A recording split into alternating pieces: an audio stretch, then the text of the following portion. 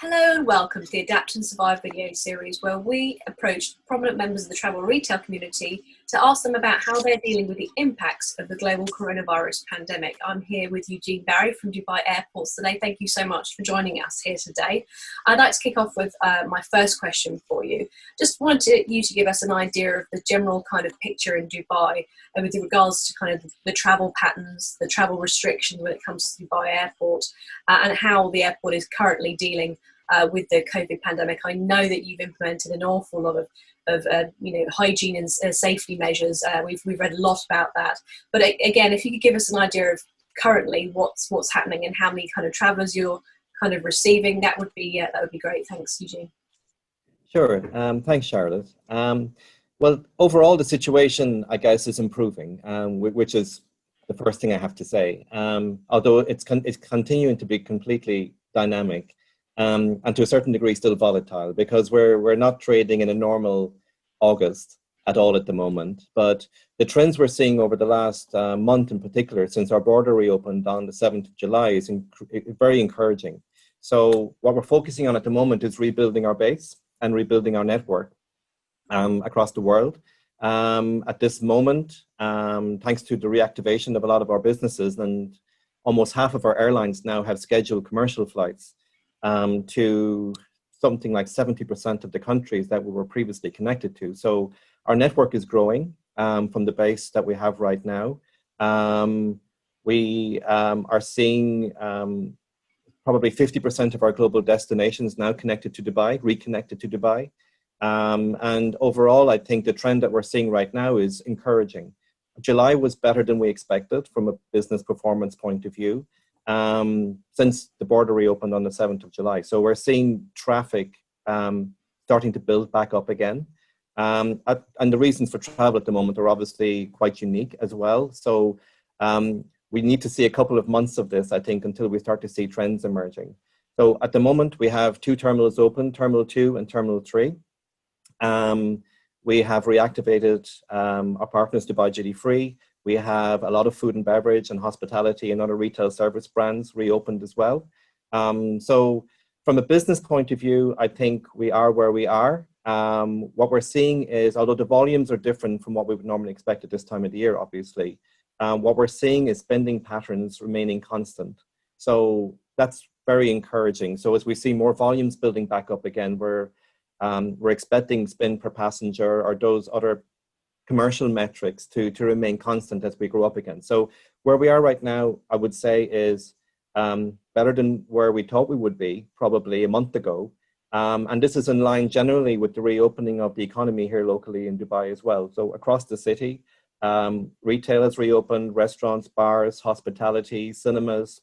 The schools are reopening this weekend as well. So in a very general sense, Dubai is reopening for business once again, and we're benefiting from that and driving it to a huge extent as well here at the airport. Mm-hmm. You mentioned that it was 50% of the network you've kind of reopened in terms of the flights.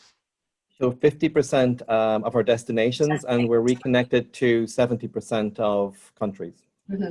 And so where does China factor into that sort of percentage? I know everyone's very keen to welcome back the Chinese travellers. Sure. So it's, as I said, it's not a normal situation to be in, because a lot of our markets are restricted to an extent at the moment. So some of the big markets that Dubai traditionally has been connected to are either restricted or still closed to some degree. So we're focusing on that reconnectivity part of it. So China is open to a degree to us today. We have flights to and from China, but quite restricted. Same with India. Saudi Arabia as well is due to open shortly, but doesn't have international flights at the moment.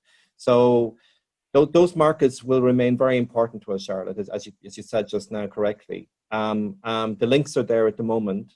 I think what we're working on is those bilateral agreements between both countries at the moment, and just to get that assurance established between both countries that it's ripe and right to open back up again. Mm-hmm. So when do you foresee international traffic returning to pre-crisis levels? I know it's like $1 million question, and one that is very difficult to answer right now, to be honest with you. But I'd like you to give us your best idea at this point in time. That is a great question. And you know, there's just such uncertainty at the moment regarding that, and there's all different scenarios, and whoever you speak to has a different scenario, from 18 months to 3 to 4 years to get back to 29 volumes. I can only speak for ourselves, and you know, we're rebuilding our base and rebuilding our network, and we've just started now because we've had a full month of almost a full month since the 7th of July, and beyond of, let's say, normal arrivals, departures, and transit flights operating here on a scheduled basis. So we're starting to see a trend emerge, and we're building that base up in percentage-wise from where we are now, with 50% of our destinations, 70% of the countries connected to us.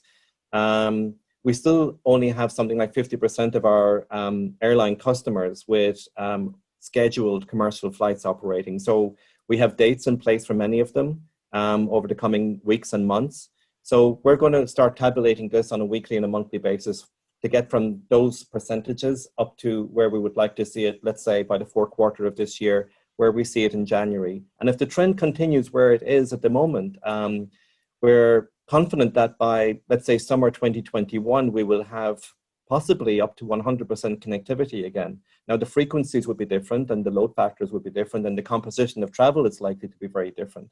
But without that base, we can't really start to build traffic and inspire that confidence to travel again, and all of the things that go along with that. So the focus very much here is build the base, work with our airline partners, work with the authorities, whether they're health authorities or government regulators, and make sure that we're doing things in a structured way, in a way that's moving forward towards those particular goals.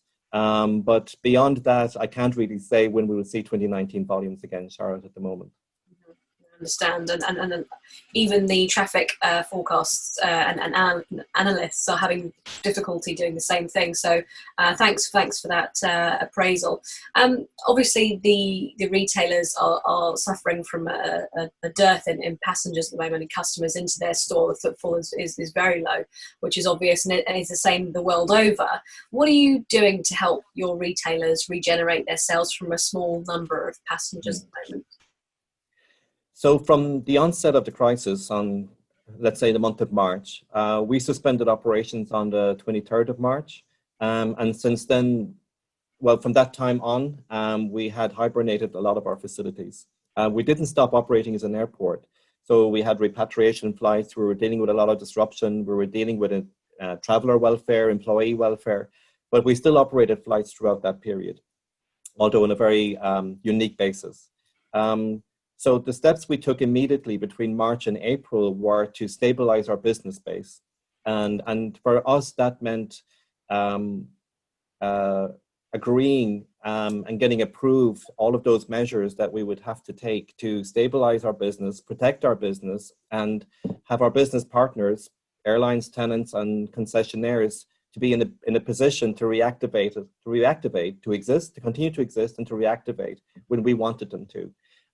So immediately we had a range of exceptional measures to suspend minimum guarantees, rents, and all other charges that would be applicable to operating at the airport because of our partners being denied access to their facilities or denied access to trade. So that suspended our operations, it suspended our business, and suspended any obligations that they had to us during that period. So since then, we've had a gradual building up of traffic again, initially repatriation traffic, and now more recently scheduled operations once again. So we have had partial reopenings of businesses. We've had full reopenings of businesses as well, in particular terminals and concourses.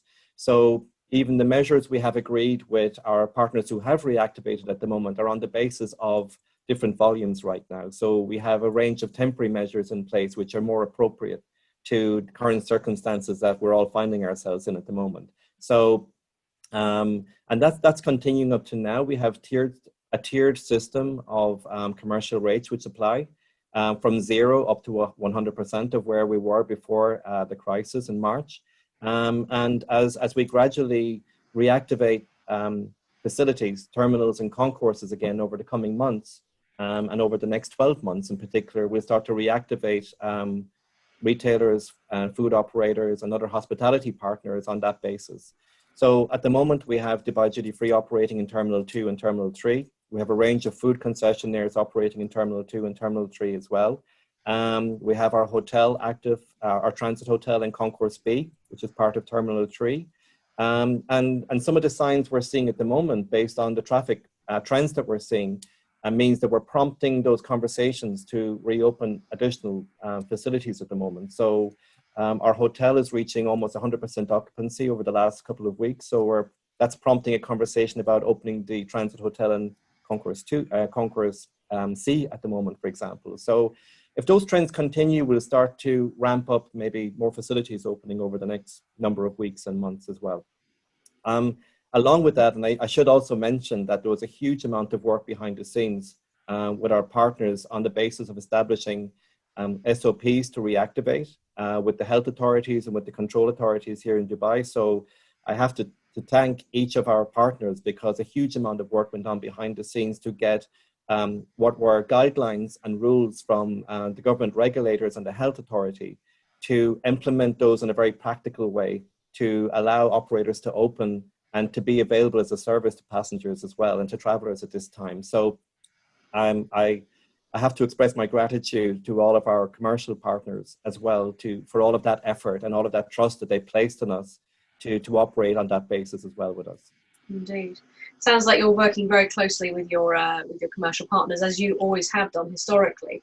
And I think that has actually been, again, looking at the silver lining, there has actually been some more positive commentary from other global operators suggesting that they have really seen a willingness from airports, landlords to work together with them very effectively during this period, which I spoke to Julian Diaz just recently. He said it's been one of the most critical developments in travel retail in the history of the company. So, very, very important milestone developments happening right now, which again gives us something positive to talk about. It is definitely a feature of the airport business right now, and that level of collaboration and that level of, I think, trust that exists between airports, brands, retailers, and every stakeholder just to solve problems and to overcome them together and to move forward.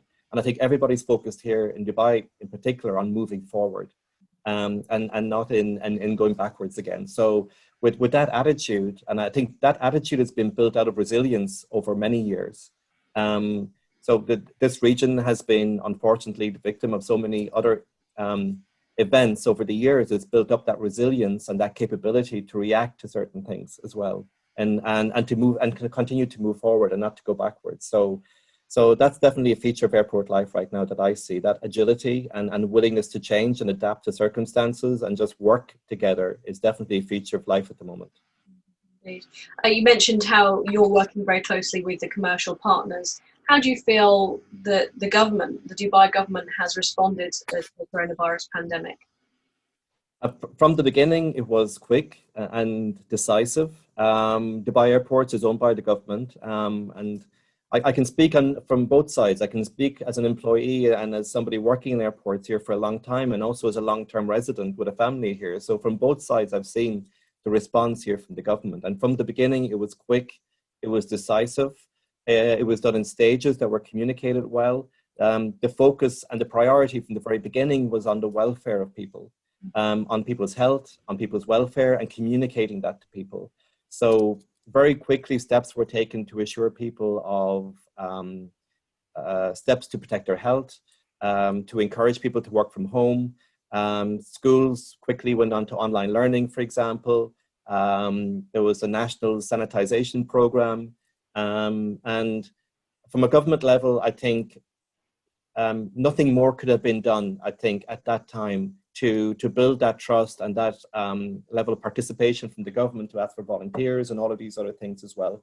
So that was at a national level. At an airport level, the crisis committee was implemented straight away, and that has participation from all of the main stakeholders here, including Dubai Airports and many of our partners as well. So that level of collaboration extended from the top of the country down to the airport management and the organizations working here as well. And that impetus, that momentum continued through the airport. So, in the middle of what was a health crisis, and which continues to be a crisis, Dubai still exuded a lot of hope and ambition as well. And, you know, in April, we were a very small part of this, but in April, the Mars mission craft was shipped from Dubai World Central to Japan, which is a UAE Mars mission, and launched in July. So even in the middle of all of this, that ambition, that collective will to keep pushing forward continued to be there. And that spirit of Dubai, I think, just filters into people's lives working here, whether we're working outside the airport or working at the airport. And that sense of optimism has remained throughout all of this since February of this year. Excellent news. Well, that is very, very impressive to pull that sort of thing off in the current context. I've got one final question for you. It's understandable that everyone in the travel industry, not just the travel retail industry, is feeling very anxious, even hopeless, very disappointed by things that have not happened, that should have done, been postponed, projects and whatnot.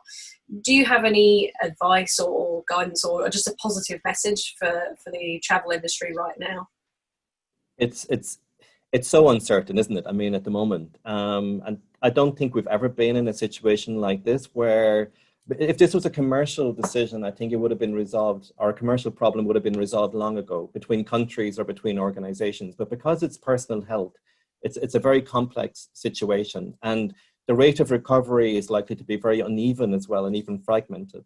So there isn't a straight line recovery here, but there are early signs of a recovery here at Dubai and across the world as well. And we need to latch on to that and start focusing on recovery rather than on crisis. I think the previous phase we're in was definitely managing a crisis and managing all of the issues that go along with that, but we're definitely very much in recovery mode. So what I've learned throughout all of this is no matter what level you're at or what position you have in this industry, there are some things you can control and there are some things you can influence, and there are other things you can neither control nor influence, and you're just a participant or an observer of these things until they get resolved. So we focused here, and I personally have focused on things that I can control, that are within my power to control or influence from a work point of view. We've dialed up communication hugely internally and externally, and even when there's very little updates or things to say, it's important to stay connected as well with your business partners and with stakeholders as well. And I think it's important to set a roadmap for people as well, and to give people goals and to give teams goals and to report progress, because there has been progress. And even though it may not be evident or it may be slower than we would like, there has been progress, and there will continue to be progress as long as we continue on this great trend. So what the advice I would say to people is don't stop. Our industry is very resilient and has proven itself to be resilient over many, many years, and can react and can respond quickly. But I think one of the differences this time, Charlotte, is that when we come out of this crisis, the circumstances of travel may have changed. People's behavior may have changed, and people's expectations may have changed as well. So we need to be ready for that, because circumstances may have changed that will force us probably to make certain changes about how space is managed at airports, or which products are becoming more relevant perhaps to travelers these days and into the future. And as we said at the beginning of the interview, certain trends have been accelerated as a result of this crisis as well. So we need to react to those maybe faster than what the industry has done up to now as well. So so that agility and willingness to change as well, I think, is important as well. Certainly, very wise words there. Thank you very much for talking with me today, and I wish you good luck for the coming months and years. Indeed, it will be as you say, an uncertain time, but we must never stop. I think that's great advice for the industry right now. So yeah, thank you for talking to us today. Thank you, Sharon. Thanks for having me. Thank you.